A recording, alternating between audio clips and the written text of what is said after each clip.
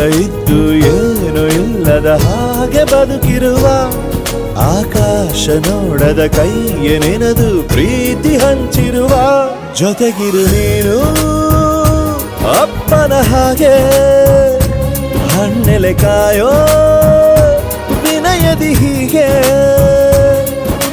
ನಿನ್ನನು ಪಡೆದ ನಾವು ಪುನೀತ ಬಾಳು ನಗು ನಗುತ್ತಾ ಬೊಂಬೆ ಹೇಳುತ್ತೈತೆ ಮತ್ತೆ ಹೇಳುತ್ತೈತೆ ನೀನೇ ರಾಜಕುಮಾರ.